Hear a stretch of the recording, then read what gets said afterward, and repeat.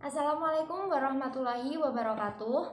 Perkenalkan, kami dari kelompok 3 yang beranggotakan saya sendiri Erlika Sulistia dan juga kedua rekan saya yaitu Fikih Hiyatul Mubarakah dan juga Eka Nur Oktaviani. Pada kesempatan kali ini kami akan membahas mengenai pasar modal syariah. Untuk apa saja yang ada pada pasar modal syariah selanjutnya akan dijelaskan oleh rekan saya.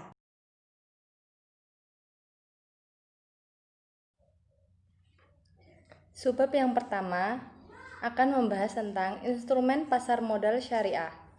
Menurut Fatwa DSN MUI nomor 40/DSN MUI-10/2003 tentang pasar modal dan pedoman umum penerapan prinsip syariah di bidang pasar modal efek syariah, terdiri dari yang pertama, saham syariah, yang kedua, obligasi syariah, yang ketiga, reksadana syariah, yang keempat, kontrak investasi kolektif efek beragun aset KIKEBA syariah, dan yang terakhir adalah surat berharga lainnya yang sesuai dengan prinsip-prinsip syariah.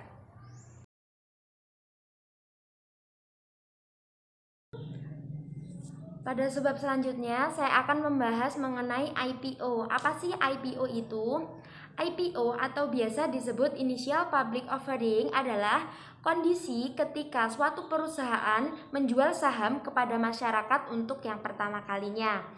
Melalui IPO, masyarakat umum biasa membeli saham dan perusahaan itu dapat memperoleh dana tambahan sesuai dengan ketentuan syariah.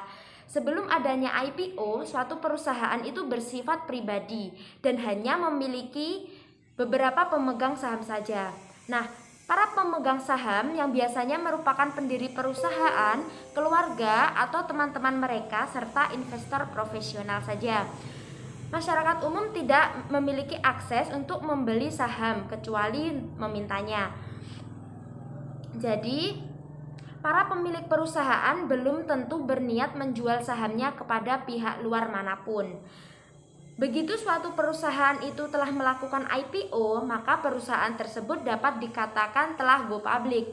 Nah, tujuannya tidak lain untuk mengumpulkan modal dan membuat saham tersedia bagi masyarakat untuk dibeli.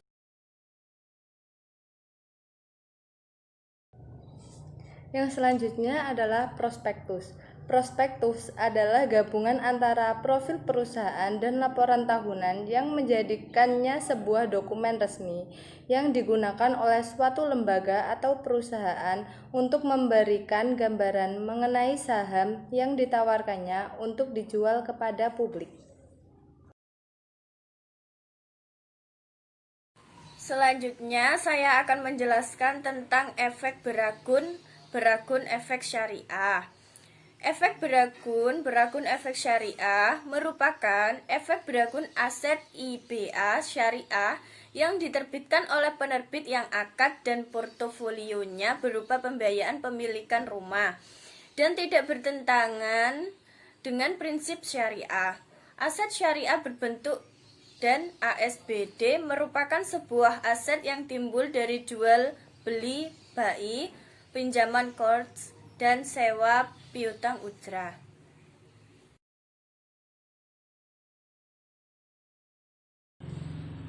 Untuk sebab selanjutnya yang akan saya bahas yaitu pihak-pihak yang terlibat dalam pasar modal syariah.